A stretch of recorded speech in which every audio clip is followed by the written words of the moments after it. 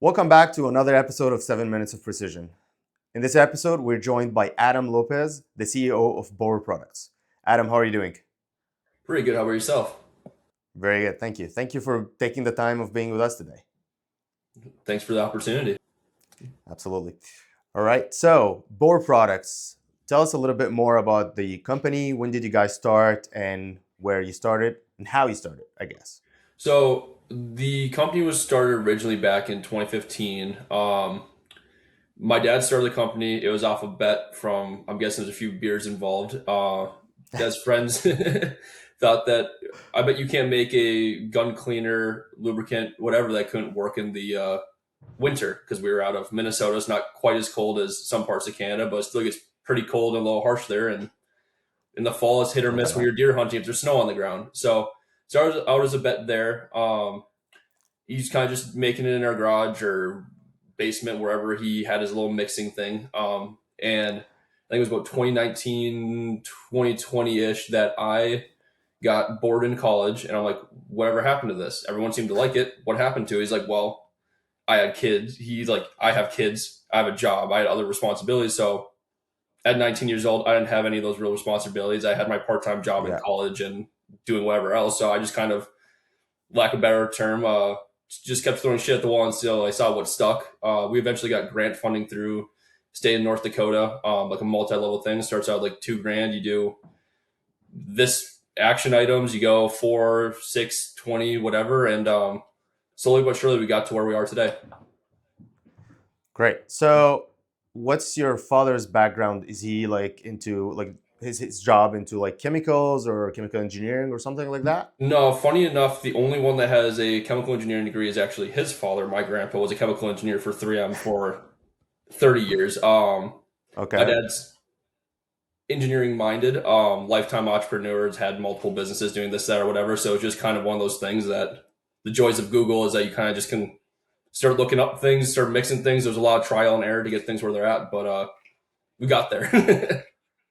That's awesome. Yeah. And you guys manufacture in the US or your product is made in the US? Yep. Yeah. We manufacture everything in the U.S. We make sure that happens with every product we have that's ours, or anything we sell on our site is manufactured in the U.S. Or at least they tell us That's as awesome. manufactured in the U.S. Yeah, yeah. Yeah. Well, I mean, some smaller things can be manufactured outside, but as long as the bulk of the product is in the US, it counts as a made in the US, right? Yeah, I think some of the not gonna say. I think some components may not be manufactured, but everything's assembled in the U.S. for some of our Yeah, extended yeah. products. Our stuff manufactured right out of what's freaking right outside of Illinois, so I know exactly where that's being manufactured. Okay. And when you were in college and you were bored, what were you studying at the time, if you don't mind me asking? Mechanical engineering. Oh, sweet. So that's Yeah, pretty interesting. yeah. You got bored in mechanical engineering? I get bored easily. Yeah, That's pretty interesting. yeah. All right. There were some classes that were hard, but I was very much that kid, especially my freshman and sophomore year. That if I could get a B in the class without showing up, I wasn't showing up to the class. So I figured it was Yeah, more yeah. better use of my time. If I could pass the class with a decent GPA, why waste the extra 3 hours a week showing up to it? That's Yeah. awesome. Yeah, I studied mechanical engineering myself as well, but I don't think I would call myself, or I would call, yeah, I don't think I would say I was bored at the time. There's a few classes that Uh, got me. Theory of vibrations, basic linear algebra. I think I beat my head against the wall a few times for. It wasn't all sunshines and rainbows, but the first couple years I had at least like a class here or there. It was usually like the general classes that would be like, hey, Gen Chem 1, I can pass that without showing up. So the actual engineering classes took a little bit more work. yeah, Yeah. yeah, yeah, of course. And what's your shooting background? Are you more of a hunter, or do you do a little bit of competition, or a bit of pistol shooting, rifle shooting?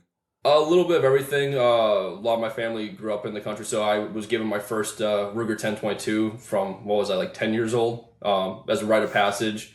Family events were playing Annie Oakley before the beer started flowing, so emphasis on before. Doing that stuff, go out shooting. I actually just got done. I wanted to get into coyote hunting, so I just got done building that gun.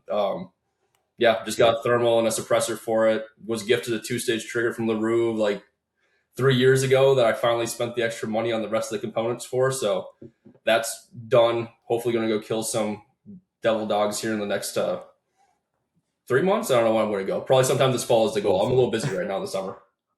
Hopefully. Mhm. All right. And in Boar Products, you're the chief operating officer. So Yes, sir. tell us a little bit, what exactly is your responsibility? What do you do? It's Everything, horrible. I'm assuming. What was the quote? The CEO takes all the credit. The COO does all the work. No, it's Yeah, not exactly. not like that. I manage manufacturing.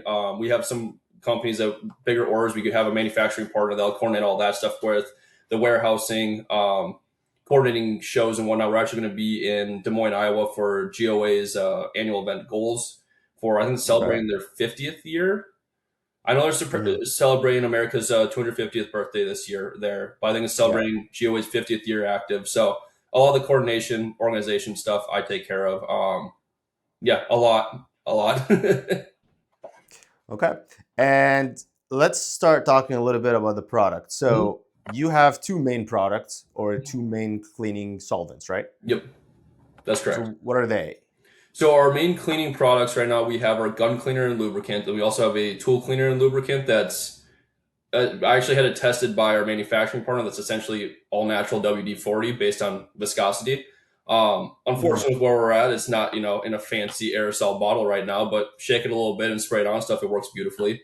The gun cleaner lubricant is similar, but it has an additional high temp oil put into it, so it's rated up to 520 degrees Fahrenheit in there. And Hmm. then we also just launched our gun oil, which came out earlier this year. Similar concept to how we developed the gun cleaner lubricant, but we took out some of the solvent and added more of the high temp oil in there. So it still should operate up to or down to about 0 degrees Fahrenheit, but it is a little bit thicker, so it'll have more of that high temp Okay. oil. So you're not having to spray as much on there. I still recommend you make sure the surface looks wet because we had to put solvent in to make sure it didn't freeze because one of the downsides of Right. all natural, but works beautifully. We had people. If you actually go on our social medias, you'll see our friend Kerry Dugan with Archangel Defense that he'll just be saying there BCD whatever he wants in there or BCG anything he wants in there. He will just lather it up in his guns. He runs thousands of rounds through it with our stuff in there. And the three products you said, you have a tool cleaning Mm-hmm. products and the gun cleaning Yep. lubricant Yep. and the gun oil. They're all natural. All the All ingredients are natural. natural, Yep. as well as citrus scented too. Yeah, that's from the natural. So the solvent in there, we have a percentage of citrus terpene in there that for people that haven't used citrus terpene, it's actually fairly corrosive if you put it in high potency. So we have just enough that it really breaks down some of that thicker carbon and helps break down the copper better than the ethanol we Hmm. have in there. That's the base because it's a cheaper solvent. It gets most of the job done.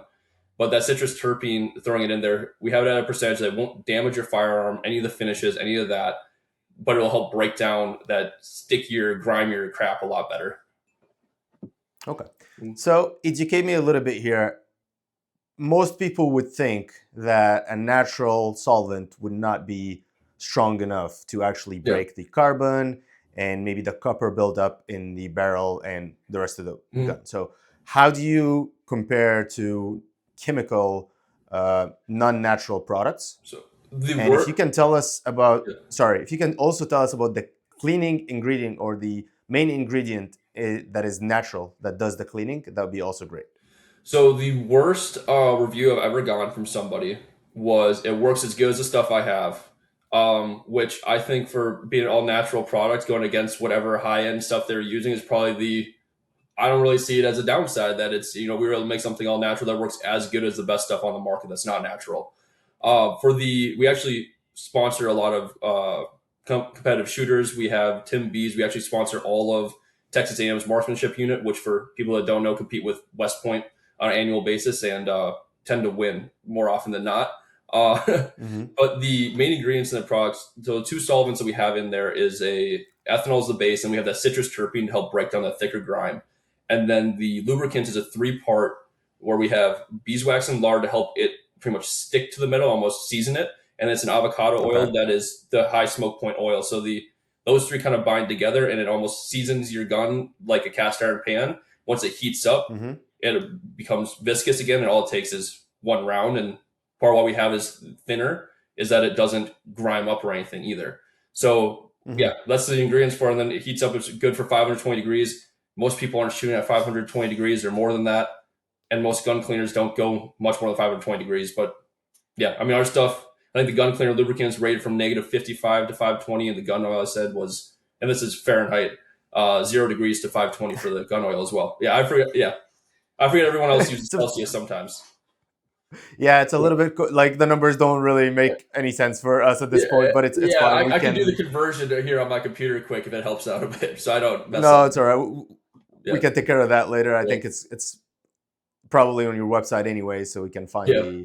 the Celsius equivalent. I think I have the Okay. Celsius listed on the website actually, just to be nice to everybody. Oh, really? Yeah. Okay, cool. Nice to the rest of the world. Mhm. Yeah. Um, and usually in the precision shooting environment, people have two separate products: one that actually breaks the carbon, Mhm. and one that takes care of the copper buildup. Mhm. So does your product do both, and if it does one better than the other? Well, obviously, I think most people know that carbon's the easiest thing to clean. Clean carbon's Sure. super easy. If your cleaner can't clean carbon, then I have other questions. The copper, it cleans the copper well as well.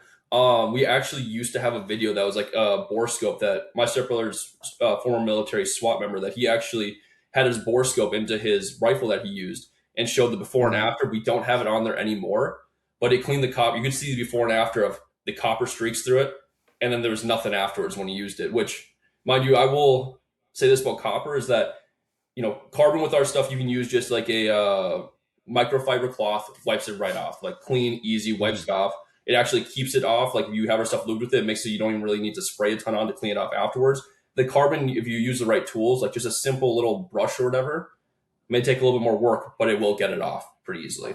It's not Okay. anything, in my opinion, some of those things that you need one or they try to sell you two products. I think sometimes just to make extra money because they can sell you two products to do the same thing instead of just selling you one that does both.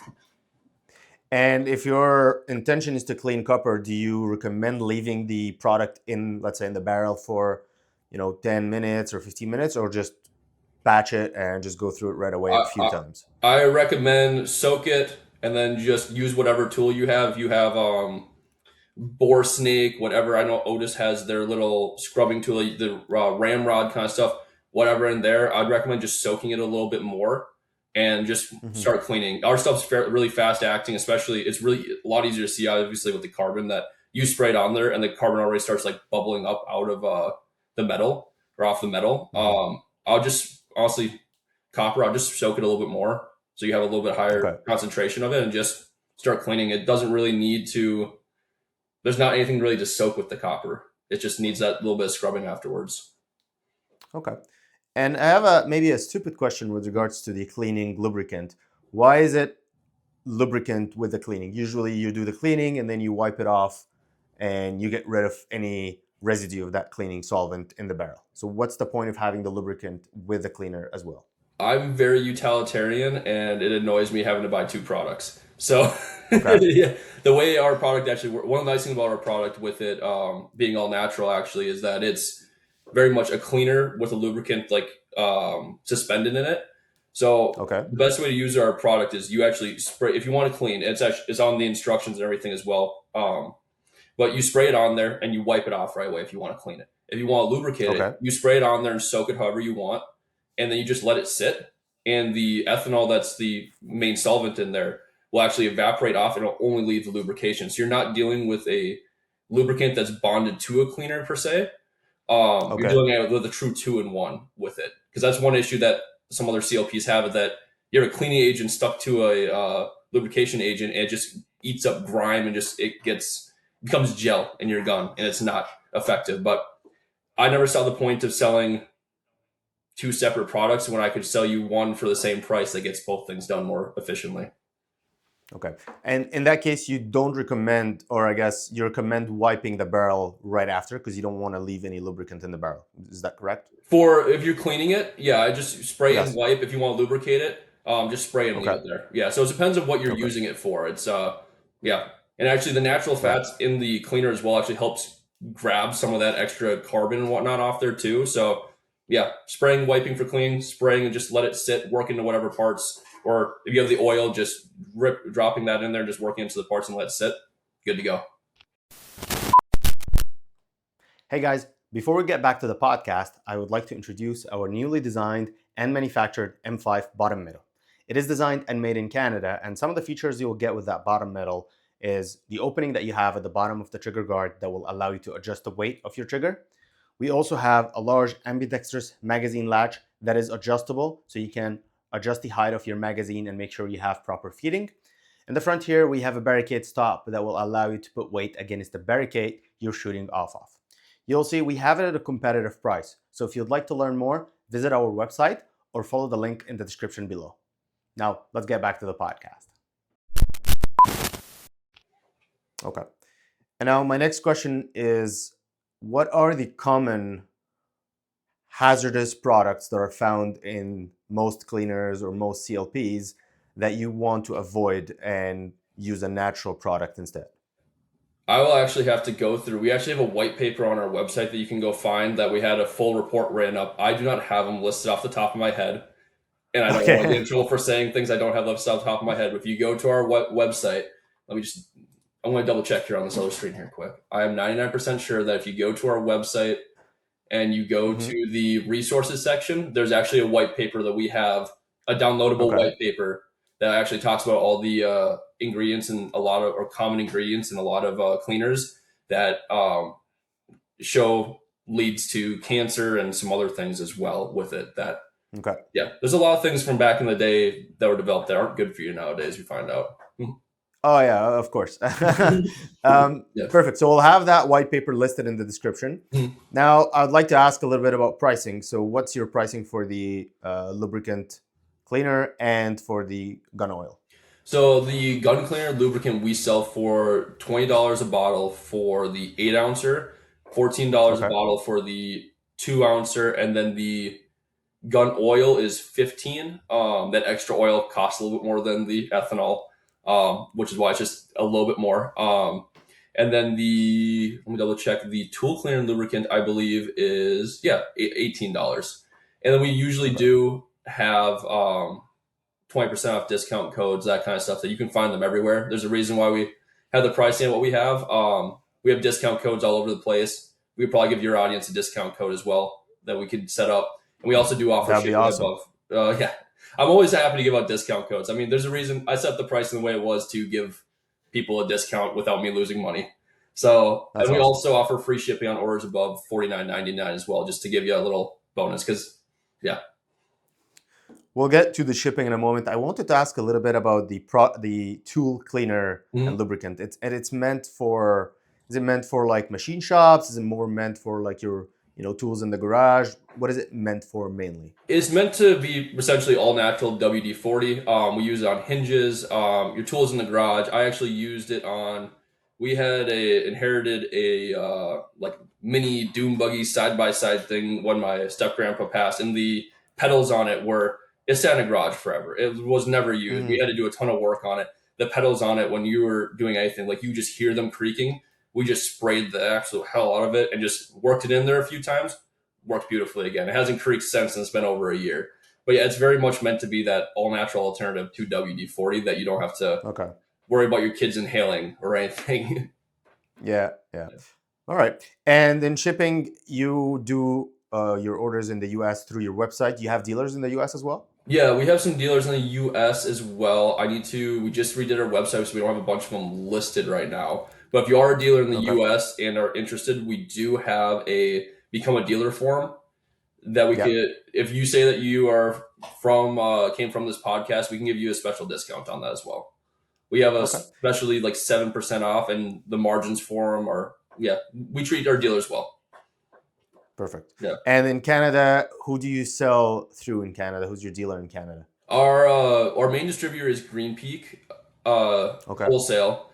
So I believe we're coast to coast in Canada. I believe there's 30 dealers across it. I don't have the list in front of me, unfortunately. If you're interested in the product, go to your dealer and tell them to talk to Green Peak Wholesale. They can get you the product.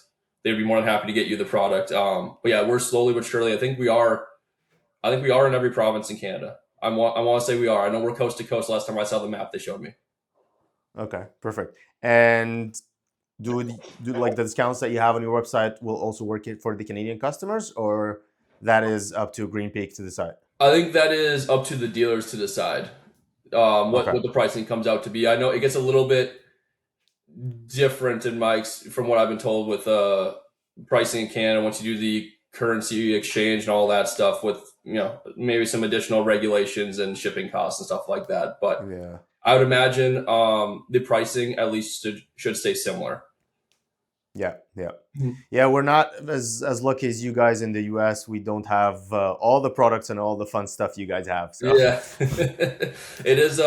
Actually, when I was at Shot Show last year, that was one of the funny things that like I went there to the range day, and it was another range day. Like it was cool. It was like whatever. But we were there with our mutual friend Grant and some of his entourage, and seeing all the Canadians just jaws drop at everything that they could actually shoot. I'm like, it's like Christmas morning for them right now. They're in heaven. I'm just sitting yeah. there like, cool. Glock launched another Glock, but they're like, the new one's out. We can go get these.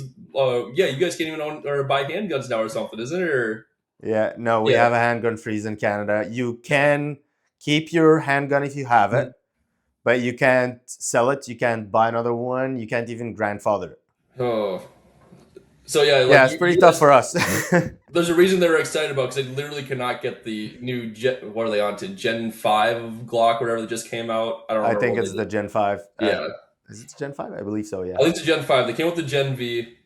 I think it was a I think it was a Gen V or something like that that they tried to make it so you couldn't throw a switch in it, and then it took a creative Yeah. person 2 days, and wow, the Glock's fully automatic again.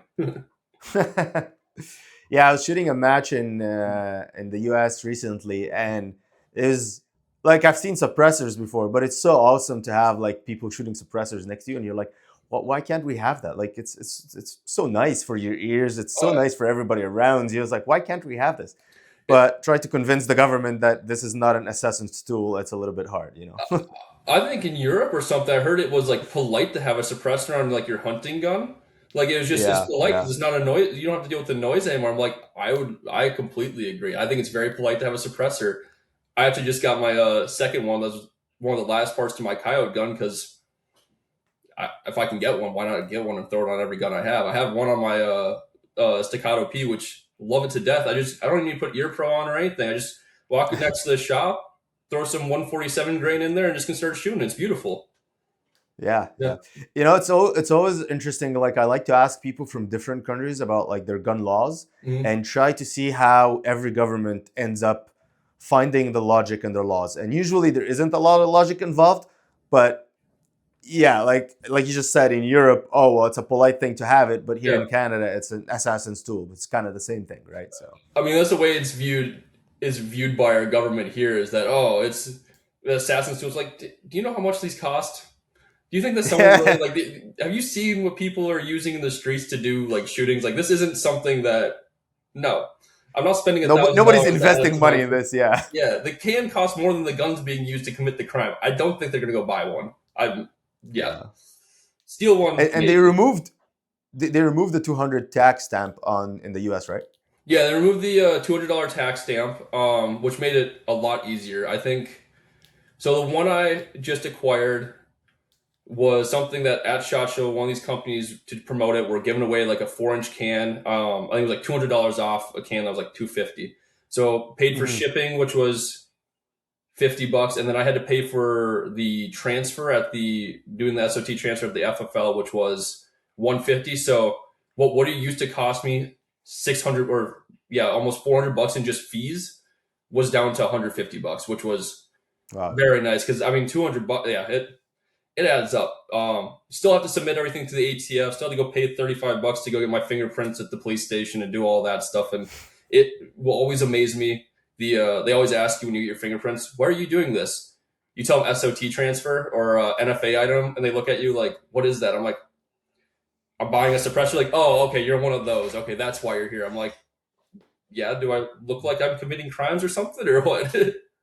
You don't need to give your fingerprints to buy a firearm, but No, you no, need to not get for your firearms. fingerprints. It's only for NFA. So like only suppressors, and if you got like an SBR or something, you have to. They make it go through the entire Okay. process of fill out this form. you need to get all your fingerprints on it per can you buy. So if you buy 2 or 3 of them, you have to get 3 different sets of fingerprints, even if it's the same day you put it in. Really? Yeah, It's interesting. You can get the gun. We don't want your fingerprints, but the suppressor, we really want your fingerprints. yeah, yeah. Like you said, there's no logic That makes behind sense. it. It's like how our Yeah. SBR laws are. I had a buddy that recently got really into guns. Like, can you explain to me how when I have a rifle, it has a stock on it. If it's a 16-inch barrel, it's legal. But if I get a 12-inch barrel, now it's illegal. I'm like, I can't explain that to you. Okay, and he's like, can you explain to me how if I take that same gun and then I pull the stock off and put a pistol brace on, it's legal again? I'm like, I don't have the answers for you because they don't make sense to me either. I'm just accepting That's just that how I it can at is. least get them. At least I could buy it still. So that's my, Yeah, yeah, yeah. it's a bright side. It's also interesting how like they put the 200 tax stamp like years ago, and at the time $200 was so much. Now it's like it's not that much, right? When it adds They up with didn't think the, about inflation, I think. it's more of like an inconvenience. It still ain't fun to Yeah, pay. I'll say that. I was very happy for that you sure. have to pay it, but there's a lot of things with that.